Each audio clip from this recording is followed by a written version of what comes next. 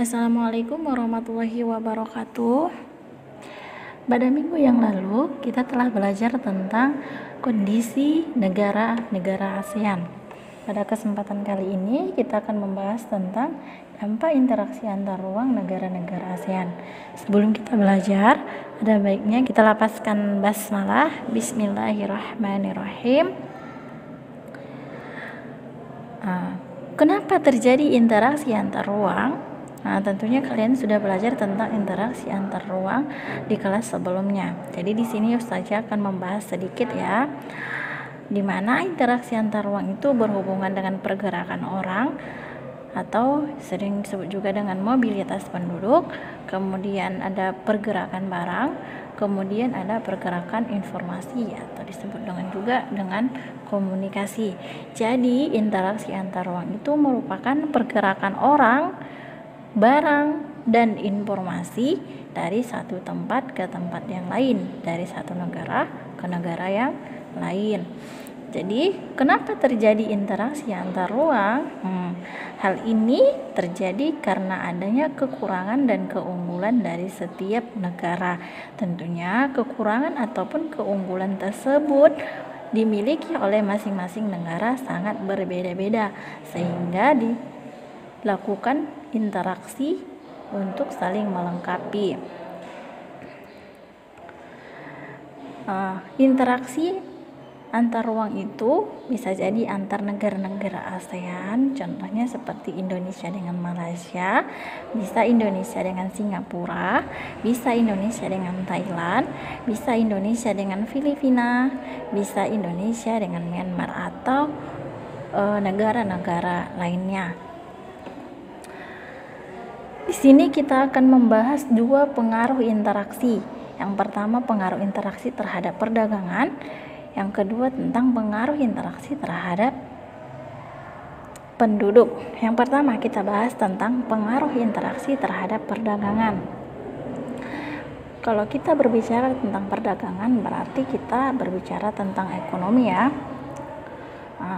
Kegiatan perdagangan antar negara ASEAN adalah suatu cara untuk memecahkan masalah yang timbul dalam keterbatasan pemenuhan kebutuhan setiap negara-negara ASEAN. Seperti yang tadi, bahwasanya setiap negara itu memiliki kekurangan dan keunggulannya masing-masing. Jadi, untuk melakukan atau untuk memenuhi kebutuhan setiap negara, maka dilakukan sebuah perdagangan untuk saling melengkapi sebuah kebutuhan. Dalam perdagangan ini, negara ASEAN atau negara anggota ASEAN ini membentuk program yang disebut dengan MEA atau Masyarakat Ekonomi ASEAN. MEA ini dimulai pada saat konferensi tingkat tinggi ASEAN yang dilaksanakan di Kuala Lumpur pada tahun 1997. MEA ini merupakan program yang memiliki pola untuk mengintegrasikan ekonomi ASEAN dengan cara membentuk sistem perdagangan bebas antara negara-negara anggota ASEAN. Berarti dalam program MEA ini adanya perdagangan bebas yang tidak lepas dari impor dan ekspor.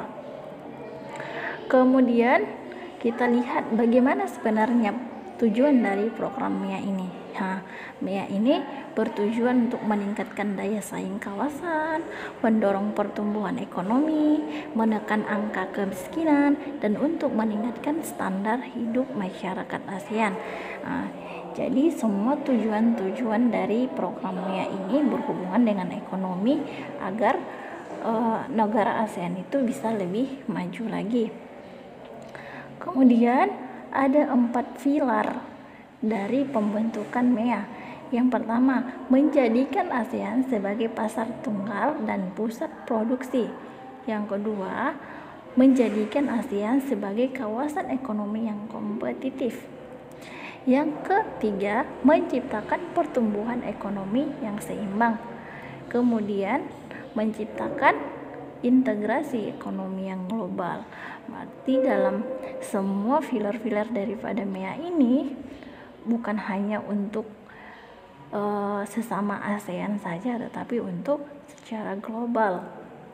Jadi dari semua tujuan dan pilarnya ini, maka setiap negara perlu meningkatkan kualitas berbagai sektor barang ataupun produksi. Kenapa harus meningkatkan kualitas barang? Nah, jadi ketika kualitas barang tinggi, maka persaingan juga akan semakin tinggi. Jadi barang atau produksi yang diproduksi suatu negara itu bisa bersaing pada tingkat yang lebih luas lagi. Contohnya seperti perdagangan internasional.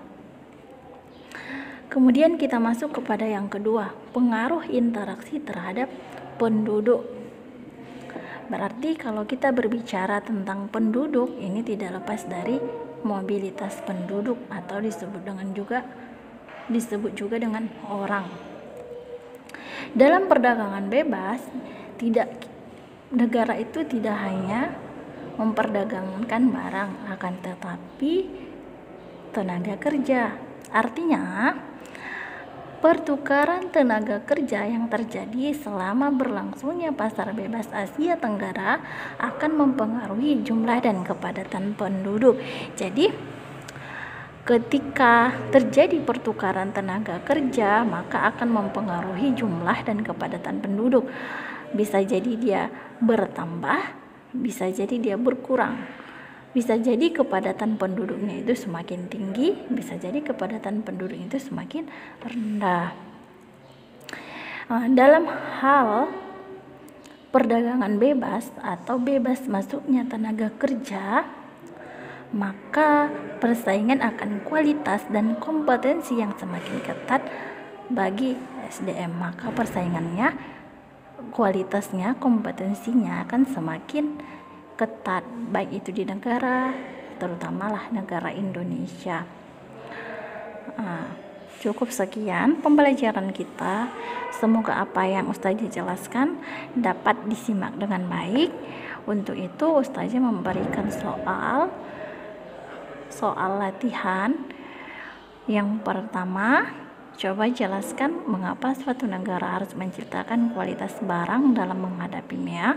Yang kedua, jelaskan secara singkat mengenai hubungan kualitas sumber daya manusia dengan persaingan dalam perdagangan bebas Asia Tenggara. Sekian dan terima kasih. Wassalamualaikum warahmatullahi wabarakatuh.